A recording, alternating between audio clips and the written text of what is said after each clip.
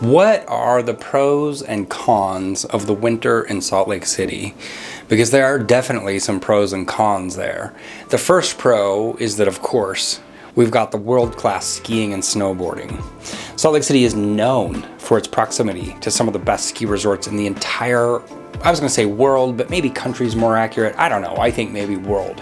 You've got Park City, Deer Valley, Snowbird, Alta, and then you could even head up north to Snow Basin. It's not that far away. It's like 40-minute drive or something, which is also a great place. The city is surrounded by the Wasatch Mountains, which provides excellent opportunities for skiing and snowboarding during the winter months. The second thing is the beautiful scenery. The snow-covered mountains and scenic landscapes make Salt Lake City a winter wonderland. The crisp, clean air and bright blue skies are perfect for outdoor activities like snowshoeing and sledding on top of the skiing, or you could do the tubing. Snow tubing is pretty great too.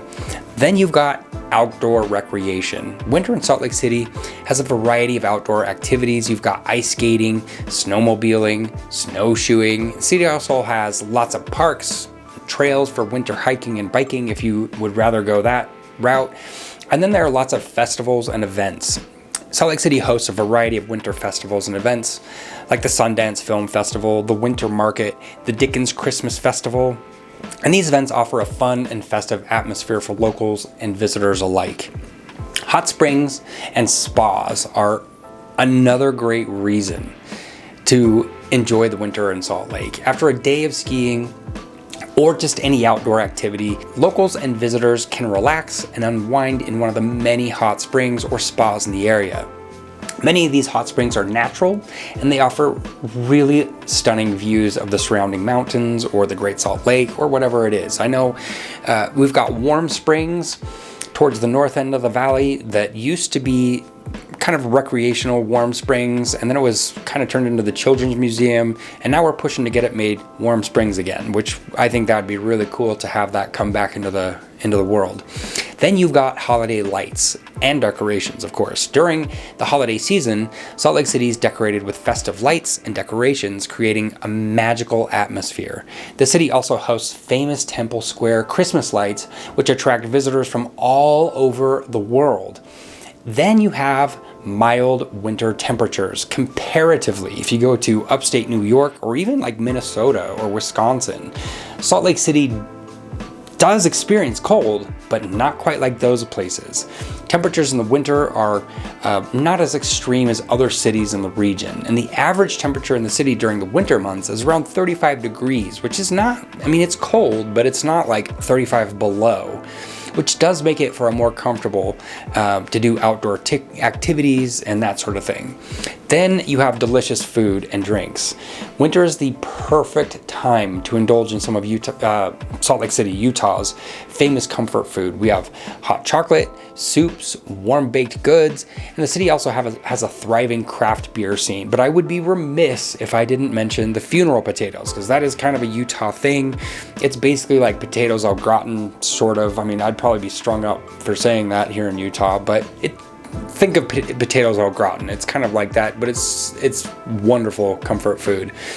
But like I was saying, we've got many breweries offering seasonal winter beers, and even some of our restaurants, I know Ochre and some of these other places, like they have kind of like a high-end funeral potatoes, that sort of thing. So lots of good food. Then it's family friendly.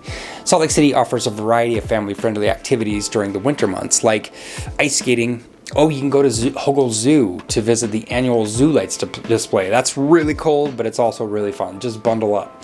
Then you've got low humidity, and that low humidity winter allows for the snow to stay light and fluffy, which makes it a perfect skiing and outdoor activity recipe. And the dry air also helps keep roads and sidewalks clear, making for safer traveling conditions. Don't get me wrong, it can be hazardous and scary and all that, but I think it's probably we don't get the same like ice cover that you might get on the East Coast. Then there are some cons, of course.